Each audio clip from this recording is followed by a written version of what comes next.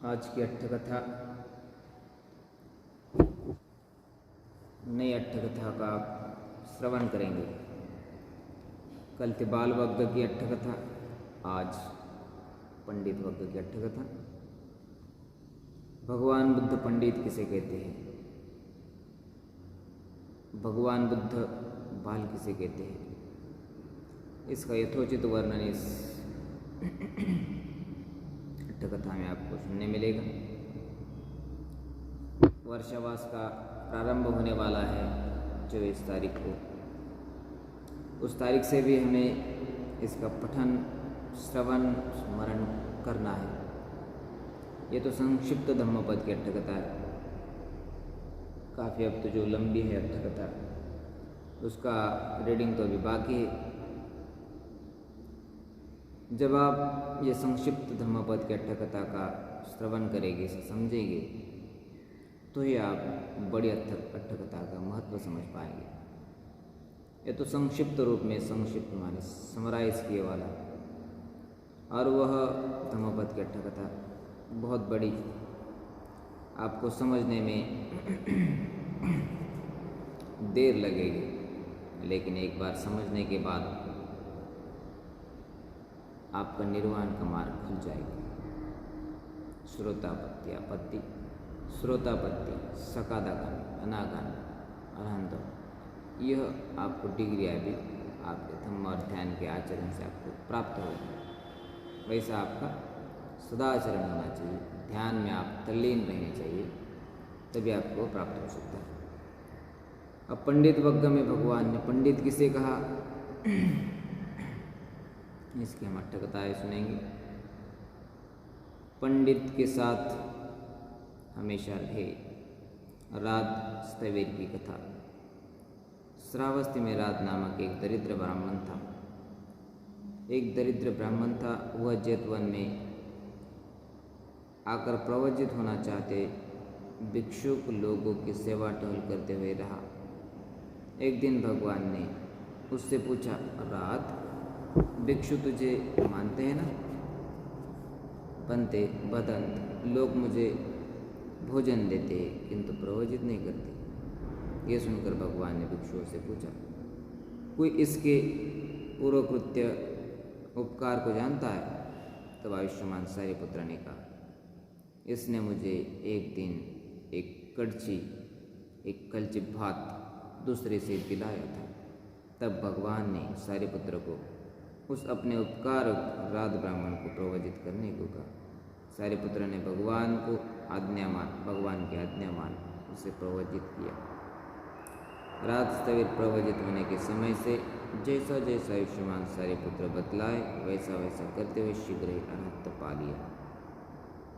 एक दिन चारिका से लौटने पर भगवान ने रात के संबंध में पूछा। आयुष्मान सारिपुत्र ने कहा, बनते, रात आज्ञाकारी, किसी दोष के कहने पर क्रोध नहीं करता। यह सुनकर भगवान ने भिक्षुओं को रात के समान ही आज्ञाकारी होना चाहिए। दोषों को दिखलाकर उपदेश करने पर क्रोध नहीं करना चाहिए। उपदेशक को निधि बतलाने वाले के समान समझना चाहिए, कहकर इस गाथा को कहा।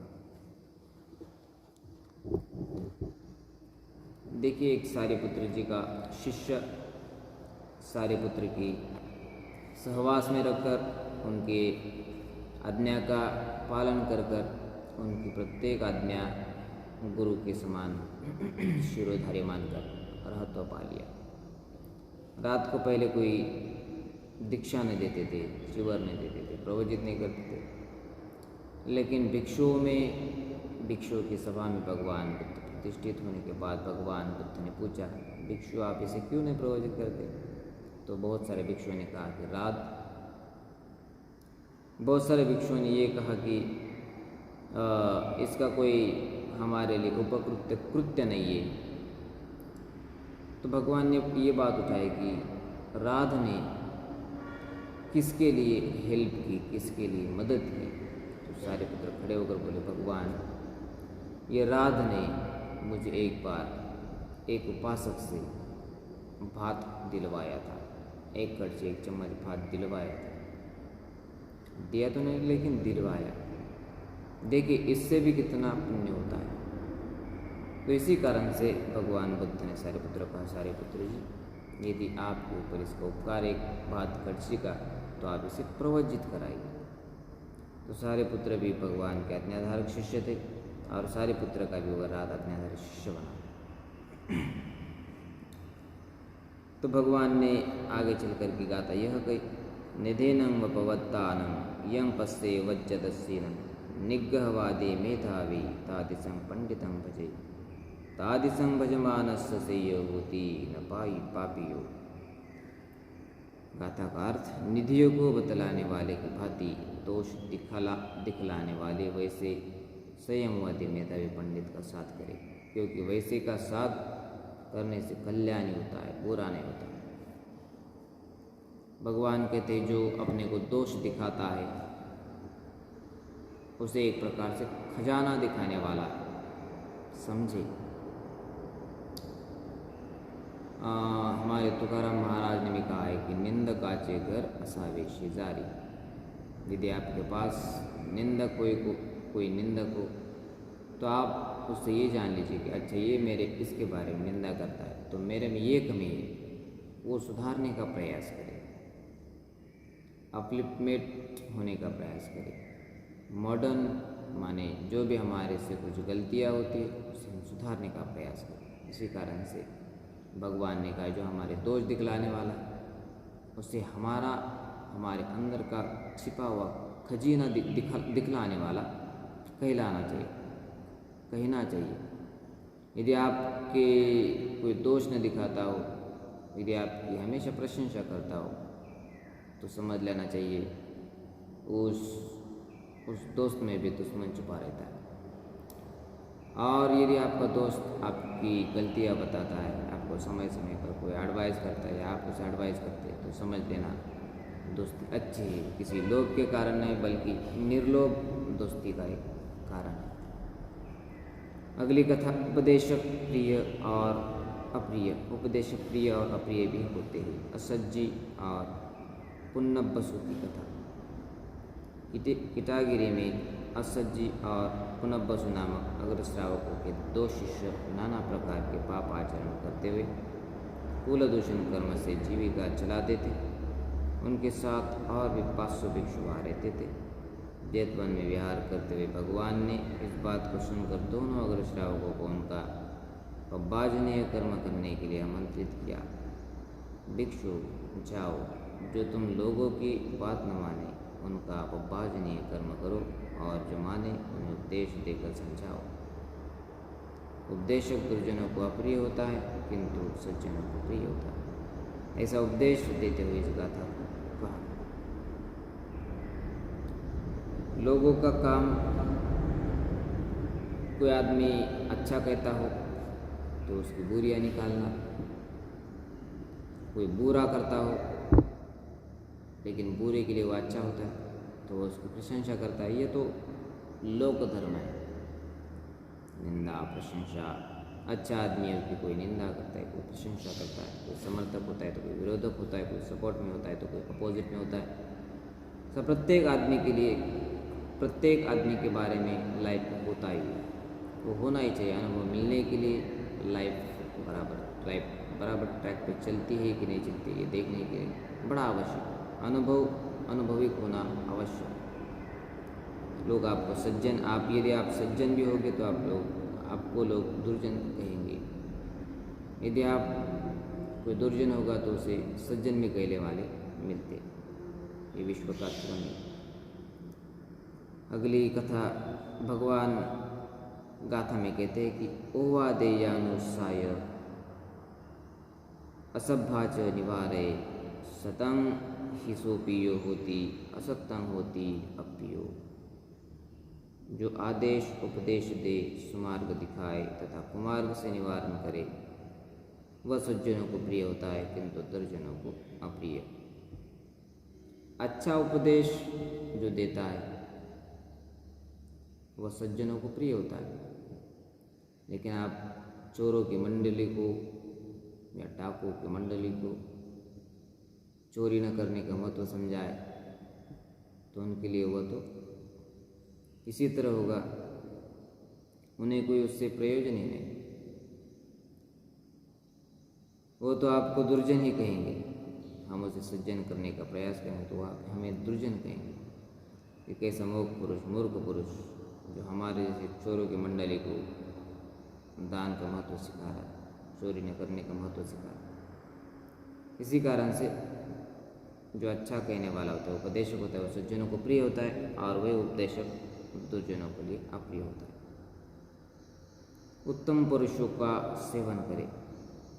छन्नस्थवीर की कथा। जेतवन में रहते समय छन्नस्थवीर, आयुष्मान, सारिपुत्र आदि इस प्रकार आक्रोशन किया करते थे।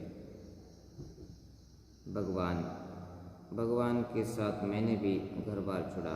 उस समय दूसरा कोई तो नहीं था, किंतु अब मैं सारिपुत्र हूँ, मैं मोगल्यान हूँ, मैं अग्रश्रावक हूँ, कह कर विचरते हुए वो भगवान को इस बात का पता लगा। तब उन्होंने छन्नस्थवीर को 2 बार बुलाकर समझाया, किंतु वह भगवान के कहते समय चुपचाप सुनकर फिर जा वैसे ही करते थे। तीसरी बार भगवान ने छन्नस्थवीर को बुलाकर उपदेश दे, छन्न, दोनों अग्रश्रावक तुम्हारे कल्याण मित्र है, उत्तम पुरुष है, इस प्रकार के कल्याण मित्रों का साथ करो, सेवन करो, कहकर भगवान ने यह गाथा। न भजे पाप के मित्ते, न भजे पुरी साधमे, भजेत मित्ते कल्याणे, भजेत पुरुषोत्तमे। बुरे मित्रों का साथ न करे, न अधम पुरुषों का सेवन करे, अच्छे मित्रों के साथ करे, उत्तम पुरुषों का सेवन करे।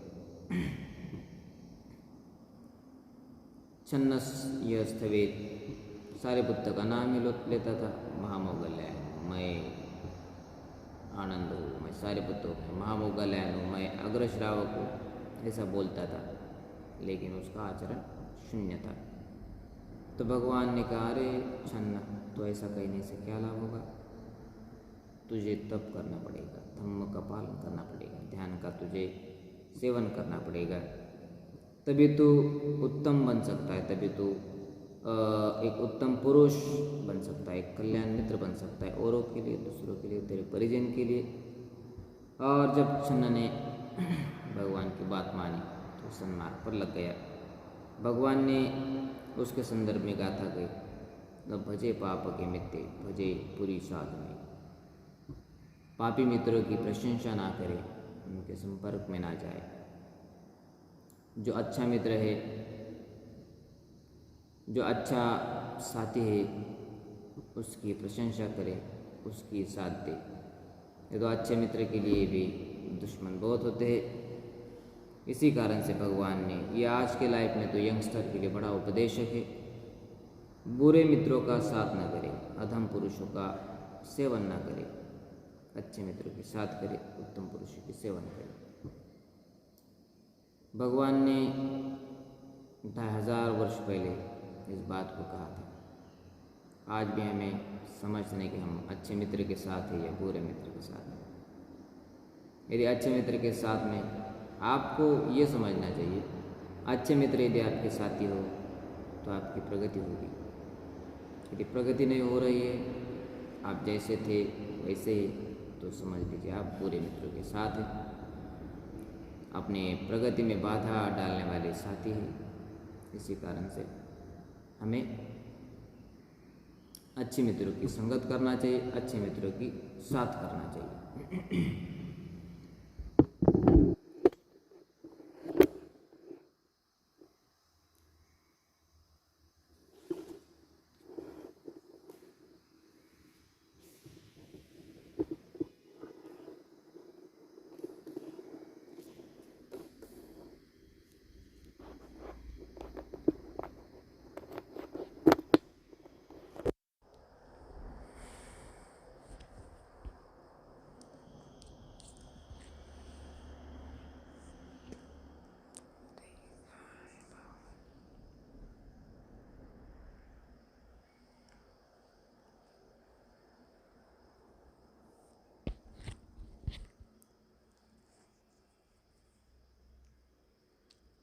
सुखपूर्वक कौन सोता है। महाकपिन स्थविर की कथा।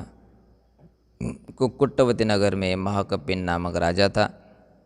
वह श्रावस्ती से गए हुए व्यापारियों से बुद्ध, धम्म और संघ की प्रशंसा सुन राजपाट छोड़कर 1000 अमात्यों के साथ निकल पड़ा। भगवान जेतवन विहार में बैठे हुए उसे आते देख चंद्रभागा नदी के किनारे एक बरगद के पेड़ के नीचे जाकर बैठ गए। कपिन अमात्य के साथ वहां आकर भगवान को पहचान प्रणाम कर बैठा। भगवान ने उपदेश दिया। उपदेश के अंत में कपिन के साथ सभी अमात्य श्रोतापत्ति फल को प्राप्त हो गए और प्रवजित होने के लिए प्रार्थना की। तब भगवान ने हाथ फैलाकर आओ भिक्षु कहकर उन्हें प्रवजित किया। कपिन की देवियाँ और अमात्य की स्त्रियाँ भी घर बार छोड़कर वहाँ भाई क्रमश श्रावस्ती जाकर उपलवन्ना के पास प्रवजित हुई। जेतवन में रहते समय आयुष्मान कपिन रात में भी दिन में भी हो सुख कहा करते थे। इसे सुन भिक्षुओं ने भगवान से कहा कि आयुष्मान कपिन राज सुख का स्मरण करके ऐसा कहते हैं कि अहो सुख अहो सुख। तो भगवान ने कपिन को बुलाकर कहा, कपिन क्या यह सत्य है कि तू राज्य सुख का स्मरण करते अहो सुख सुख अहो सुख कितना सुख कहता रहता है? बनते भगवान राज्य सुख के प्रति मेरे कहे हुए ही या नहीं कहे हुए को जानते। यह सुनकर भगवान ने भिक्षु मेरा पुत्र राज्य सुख का स्मरण करके ऐसा नहीं करता है, प्रत्युत मेरे पुत्र को धर्म प्रति धर्मरस उत्पन्न होता है। वह अमृत महानिर्वाण के प्रति ऐसा कहता है कहकर धर्म का उपदेश करते हुए इस गाथा को कहा। धम्म पीति सुखं सेति विपसन्नेन चेतसा आर्यपवेदिते धम्मे सदा रमति पंडितो। धम्मरस का पालन करने वाला प्रसन्न चित्त से सुख परवश होता है। बुद्ध पंडित के उपदिष्ट धर्म में सदा स्मरण करता है। एक भिक्षु प्रवजित होने के बाद कुछ समय में अरहंत पा लिया कपिन नामक, और सब अरहंत पद प्राप्त करने के बाद वह यह शब्द कहते विचरता था, अहो सुख कितना बड़ा सुख, अमृत तुल्य सुख, अहो सुख ऐसा कहता था। तो भिक्षु लोग ये सोचते थे कि अरे ये राजपाट छोड़कर आया वाला भिक्षु राज सुख का स्मरण करते इसी कारण से अहो सुख कहता है। लेकिन भगवान ने कहा, अरे भिक्षु यह राज सुख के उपभोग के कारण नहीं कहता अहो सुख, बल्कि इसे अमृत पद अरहंत पद मिल गया और यह धम्मरस से लाभान्वित हो गया, इसी कारण से वह अहो सुख ऐसा कहता है। भगवान भी कहते हैं धम्म पीति सुखं सेति विपसन्नेन चेतसा। धम्म रस का पान करने वाला प्रसन्न चित्त से सुखपूर्वक सोता है।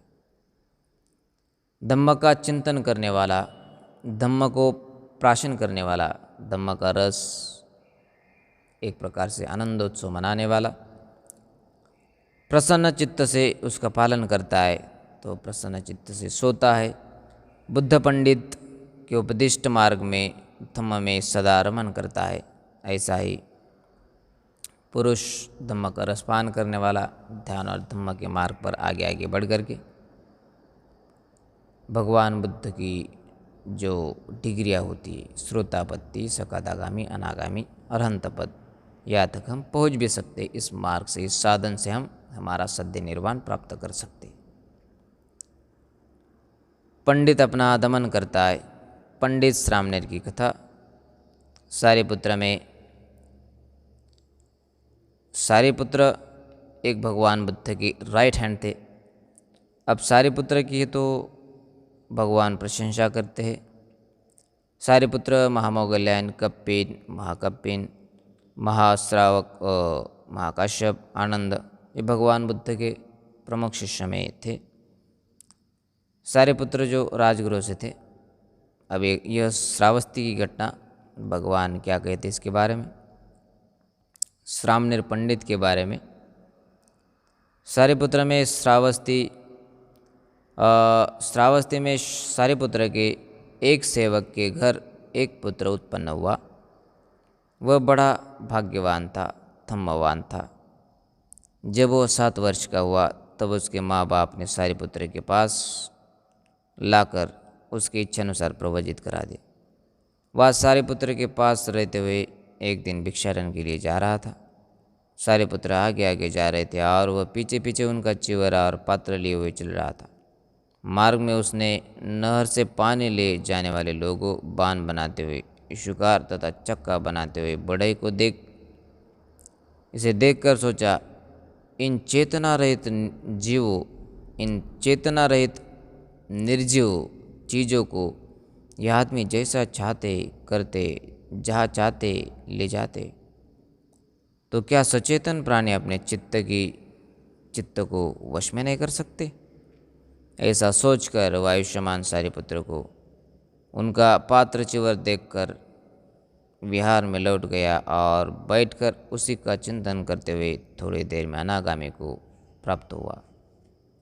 भगवान पंडित श्रामणेर के लिए उसे चित्त को देख सारिपुत्र के आने के समय विहार के पास गए और सारिपुत्र से कुछ प्रश्न पूछे। प्रश्नोत्तर को सुनकर श्रामणेर ने अरहंत पद प्राप्त कर लिया। संध्या को धम्म सभा में इसकी चर्चा चली। भगवान ने आकर उसे, जान भिक्षु, नहर से पानी ले जाने वाले लोगों, बान बनाते हुए, इशुकार तथा चक्का बनाते हुए बढ़ई को देखकर इतने आलंबन को ग्रहण कर पंडित जन अपना दमन कर अरहंत पद प्राप्त कर लेते। यह कहकर उपदेश देते हुए इस गाथा को कहा। उदकांगना नयन्ति चेत नेतिका उत्सुकारा नमयन्ति ते जनां दारु नमयन्ति तच्छका अत्तानं दमयन्ति पंडिता। नहर वाले पानी को ले जाते, बान बनाने वाले बान को ठीक करते, बड़े लकड़ी को ठीक करते और पंडित जन अपना दमन करते।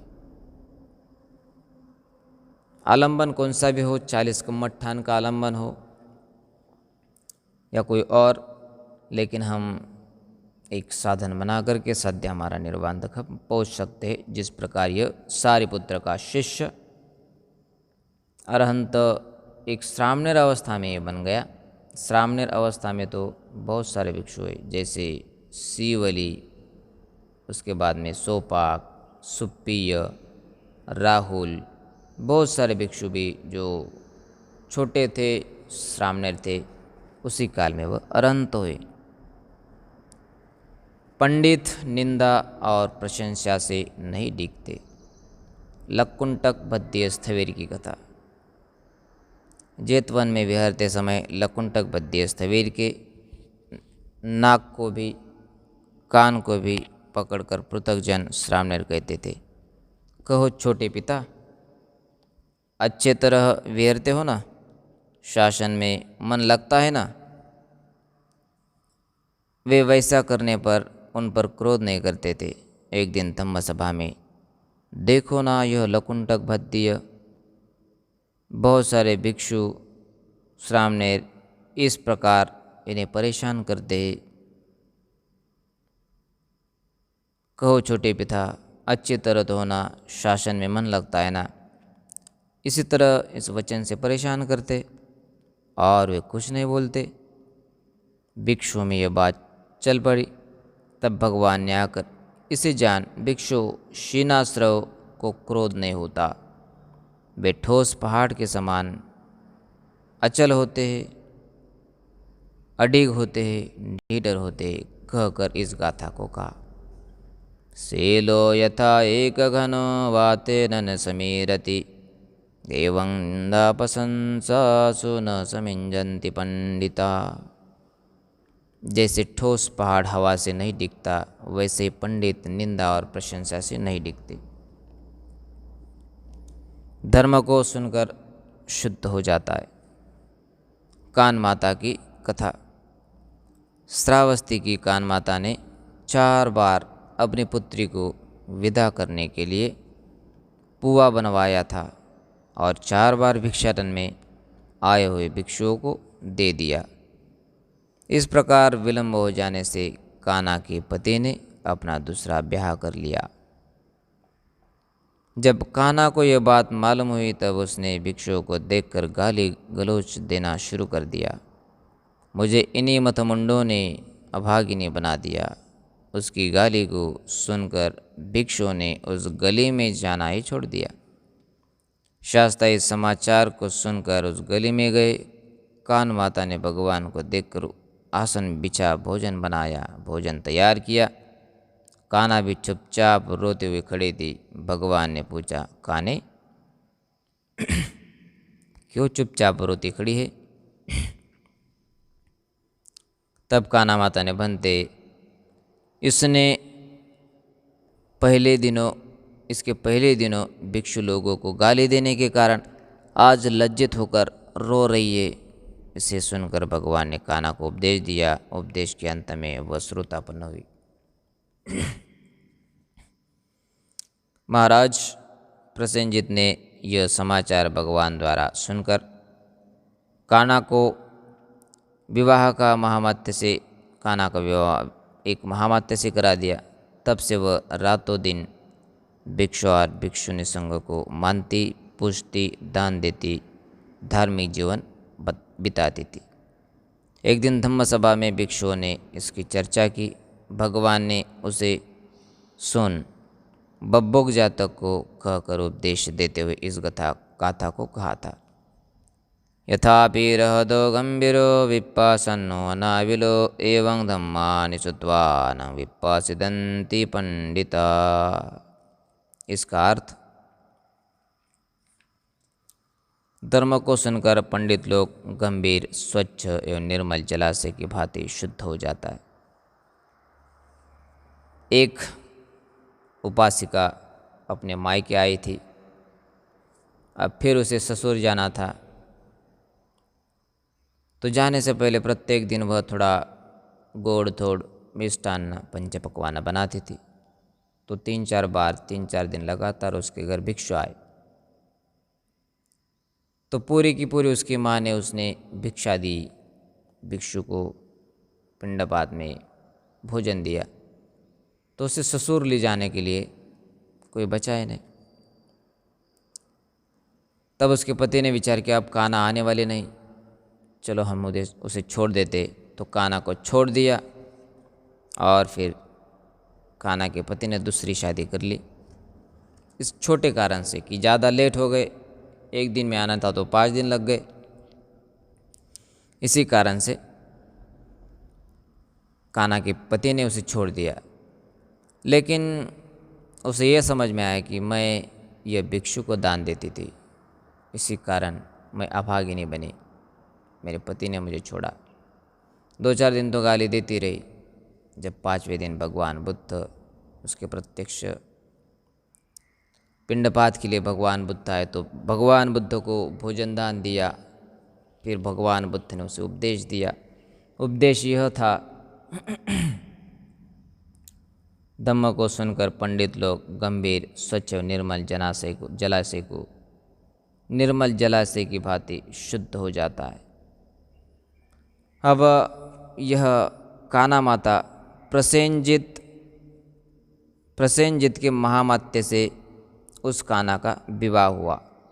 देखिए, पहले तो बड़ी साधारण सी घर में रहती थी, लेकिन बुद्ध ब्रह्म भिक्षु संघ को भोजन दान देने के बाद प्रसेनजित राजा का जो महामात्य है उसके साथ वह कान्हा माता ब्याही गई और फिर आनंद से रहने लगे।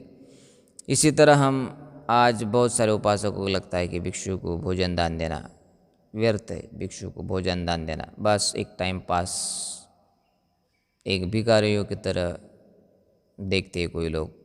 ऐसा हमें नहीं देखना चाहिए, ऐसा हमें नहीं समझना चाहिए। भिक्षुओं को भोजन दान देना, भिक्षुओं को चिवर दान देना, भिक्षुओं को ग्लान प्रत्यय भेषज दान देना, शयनासन की व्यवस्था करना, ये उपासक उपासिका ही इनका ही कर्तव्य है।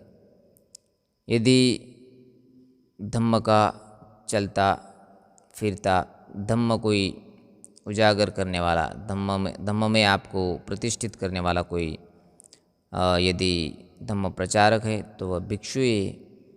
जैसे प्रतीक होते बौद्ध धम्म के, कोई जो चक्र होता है या अपना झंडा होता है, तिरंगा झंडा हम कहेंगे, तिरंगा धम्मध्वज, अपना पंचशील का धम्मध्वज, पंचरंग, ये जो हमारे प्रतीक है, स्तूप है, विहार है, बहुत सारी मूर्तियाँ, अजिंठा, वेरूल इत्यादि जो हमारे प्रतीक है, ये तो अब मृत है, सिर्फ हम देख सकते, वह कुछ हमें उपदेश नहीं कर सकते।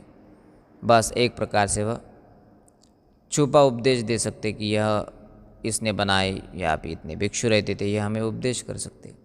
लेकिन चलता फिरता घूमता उपदेश हमें भिक्षु से ही मिलता है, कोई बौद्धाचार्य से मिलता है, कोई धम्माचार्य से मिलता है। इसी कारण से हमें भिक्षु का एक प्रकार से सम्मान आदर की दृष्टि से देखना चाहिए। कोई पिंडपात के लिए भिक्षु आया तो भिखारी नहीं समझना चाहिए। दान देना हो तो देना चाहिए, नहीं देना हो तो चुप रहना चाहिए, आपकी इच्छा अनुसार होना चाहिए। अगली कथा, सत्पुरुष काम भोग की बात नहीं करते। 500 झूठा खाने वालों की कथा। भगवान के जेतवन में विहार करते समय भिक्षुओं के झूठे भातों को खाकर 500 आदमी विहार में रहते थे। वे झूठा खाकर इधर उधर विचरते, नदी में नहाते, नाना प्रकार के अनाचार करते थे। एक दिन धम्मसभा में भिक्षुओं ने इसकी चर्चा चलाई, आउस आजकल झूठा खाने वाले मदमस्त होकर अनाचार करते फिरते, जो विरंजा के अकाल में दिखाई भी नहीं देते थे, किंतु भिक्षु जैसे शांत भाव से पहले थे वैसे इस समय भी है। भगवान ने धम्मसभा में आकर इसे जान वालोदक जातक को भिक्षु सत्पुरुष लोभ को त्याग कर सुख और दुख दोनों में विकार रहित होते, ऐसा उपदेश करते हुए इस गाथा का सब्बत्थ वे सब पुरिसा चज्जन्ति कामका लापयन्ति सन्तु सुखेन फुट्टा अथवा दुखेन न उच्चावचं पंडिता दर्शयन्ति। सत्पुरुष कभी राग द्वेष मोह नहीं करते, उसे त्याग देते हैं। वे काम भोगों के लिए बात नहीं बनाते। सुख मिले या दुख, पंडित जन विकार को प्राप्त नहीं होते, विकार का प्रदर्शन नहीं करते। शीलवान कौन और प्रज्ञावान कौन और धार्मिक कौन, धार्मिक सवेर की। यह अगली कथा। श्रावस्ती का एक गृहस्थ स्त्री के पुत्र पैदा होते ही घर से निकलकर प्रवजित हो गया और उद्योग करके थोड़े ही दिनों में अरहंत पा लिया। पीछे अपने पुत्रों को देखने के विचार से जाकर उसने उसे भी उपदेश देकर प्रवजित कर दिया। बाद में स्त्री भी पुत्र और पति से रहित होकर अकेले घर में न रह सकी। उसने भी भिक्षुनियों के पास जाकर प्रवजित होकर थोड़े ही दिनों में अरहंत पा लिया। देखिए, माँ, बाप और उसका बेटा तीनों जन अरहंत हुए। आज तो ऐसा असंभवनीय लगता है, आज तो ये बात बड़ी असंभव इम्पॉसिबल लगती, लेकिन हो सकता है यदि आप धम्म और ध्यान के मार्ग पर प्रतिष्ठित हो तो। एक दिन धम्म सभा में भिक्षुओं ने इसकी चर्चा उठाई। और उस धार्मिक उपासक ने घर से निकलकर अपने तो दुख से छुटकारा पा ही लिया, किंतु स्त्री पुत्र का भी आधार हुआ। स्त्री पुत्र को भी शील समाधि में प्रतिष्ठित कर उन्हें भी धम्म का रास्ता दिखाया और अरहंत लाभ भी कराया। भगवान ने आकर इसे जान, भिक्षु पंडित को न अपने लिए और न दूसरे के लिए समृद्धि चाहनी चाहिए, केवल धार्मिक बनने और बनाने का प्रयास करना चाहिए, कहकर उपदेश देते हुए इस गाथा को कहा। न अत्त हेतु न परस हेतु न पुत्तमिच्छे न धनं न रट्ठं न इच्छेय अधम्मे न सद् समिद्धि मत्तनो न शीलवापन्यवा धम्मिकुसिया। जा अपने लिए या दूसरों के लिए पुत्र, धन और राज्य नहीं चाहना। जो अपने लिए दूसरों के लिए पुत्र, धन और राज्य की आशा नहीं करता, नहीं चाहता और न अधर्म से अपनी उन्नति चाहता है, वही शीलवान होता है, वही प्रज्ञावान होता है और वही धार्मिक उपासक होता है। जीवन में धार्मिकता बड़ी आवश्यक है। जीवन में शील संपत्ति बड़ी आवश्यक है। एक बार आनंद भी कहते हैं भगवान पुष्प की गंध श्रेष्ठ है या शील गंध श्रेष्ठ है, तो भगवान भी कहते हैं आनंद पुष्प की गंध तो हवा के दिशा से बहती है, लेकिन शील की गंध तो हवा की दिशा से भी बहती है। शीलवान शीलगंध की सुगंध, शीलवान पुरुष की सुगंध हवा के विरुद्ध दिशा से बहती है, चारों दिशाओं से, दसों दिशाओं से बहती है। इसी कारण से शीलगंध श्रेष्ठ है। इसी कारण से भगवान कहते हैं शीलवान, प्रज्ञावान और धार्मिक बनना बड़ा आवश्यक है। पार जाने वाले थोड़े ही। धम्म श्रवण उपासक की कथा। श्रावस्ती नगर के एक गली के लोगों ने एक दिन समग्र होकर एकत्र आकर बारी बारी से न सारी रात धम्मोपदेश करवाया। सारी रात जब धम्मोपदेश करने वालों में बहुत से थोड़ी देर सुनकर काम क्लेश से पीड़ित होकर घर चल गए। कुछ वही बैठे बैठे छपकियाँ लगने लगी उन्हें। दूसरे दिन धर्मसभा में इसकी चर्चा हुई तो भगवान ने कहा, भिक्षु, इन प्राणियों में थोड़े ही पार जाने वाले होते, शेष सभी भवचक्र में पड़े ही रहते, पड़े विहरते। कहकर इस गाथा को कहा। अपकाते मनुष्येषु ये जना पारगामिनो अय अत्थाय इतरा भजा तीरमेधानुधावन्ति। मनुष्यों में पार जाने वाले थोड़े ही, ये दूसरे लोग तो किनारे की तरह ही दौड़ने वाले होते, किनारे पर ही दौड़ने वाले होते। ये चाखो सम्मदखाते थम्मे थम्मानुवत्तिनो तेजना पारमे संति मच्युद्धेयं सुदुत्तरं। जो भली प्रकार उपदिष्ट धर्म में धम्मानुचरण करते, वे ही दुस्तर मृत्यु के राज्य को पार करेंगे। अगली कथा, निर्वाण प्राप्त होता है और वह किस लिए प्राप्त होता है, किसे प्राप्त होता है। यह आगंतुक 500 भिक्षु की कथा। कौशल राष्ट्र में 500 भिक्षु वर्षावास करके जब भगवान के दर्शनार्थ जेतवन में आकर भगवान को प्रणाम कर एक और बैठे, तब भगवान ने उन्हें उपदेश देते हुए इन गाथाओं को कहा। कन्नां धम्मं विपहाय सुखं भावेत पंडितो ओका अनोक आगमं विवेके यत्थ दुरामं तत्राभिरति मिच्छेय हित्वा वा कामे अकिंचनो परियोदपेयात्थानं चित्तक्लेशे पंडितो।